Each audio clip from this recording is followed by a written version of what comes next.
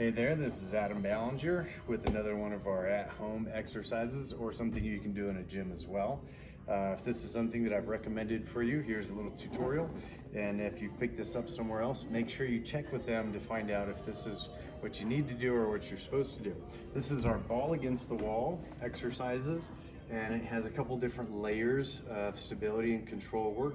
Part of it goes through our shoulder girdles, part of it goes through our upper, and then through our sling system or our core control system, and then down into the hips and pelvis. So our first most basic thing on here is I'm gonna apply pressure straight into the ball, into the wall, and that's gonna make it a lot more safe and stable. If I did this up higher, I have a little bit more length going away from my core, so my core and shoulder work increases, makes it a lot more difficult, but I still want to maintain that pressure directly into the ball, into the wall. Again, that's one of our big things to make this safe. If I started pushing up or downwards on the ball at too much of a degree, the ball could slip and then I could kind of move a little bit more than I want to. So our basic is direct pressure. I should get some tricep, I should get some of these muscles underneath the armpit and our serratus active, and I do want to push and see if I can engage my core. If you don't feel like your core is engaging enough, you can do a long exhale through pursed lips and see if you get your core to activate a little bit more. Now our next thing is, I'm gonna do this with my heels up and walk my feet out, as if I'm doing a little bit of a plank. I'm gonna get my body at a little bit of an angle, and depending on how much work you want in this, you can increase that angle quite a bit. You can take the ball higher or the feet farther back.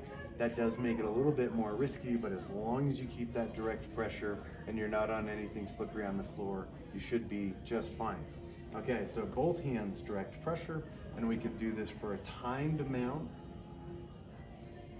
There you go. I also want to make sure that as that core engages, I also want to let the shoulders drop, and if we've done some of our forward head posture work, I want my head up with a little chin tuck. Great little combo there. Okay, now the next part is when we step that up a little bit higher and you've developed that part of control, is that we're gonna make it a little bit more dynamic with movement.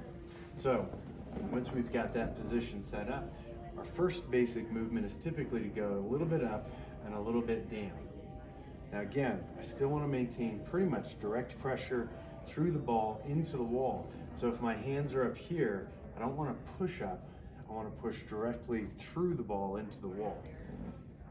And we can do this side to side. Now my shoulders are getting tired, and we can do it with small circles in either direction. Okay. Now, the last way, we're gonna amp this up a little bit farther, and I wanna go through these progressions or regressions if we need. In other words, if this causes too much stress or strain, shoulders, core, back, neck, then I wanna regress and make it simpler. Maybe it's feet flat, maybe it's less movement or less angle. The last little progression to make it a little bit more intense is I simply move the ball faster.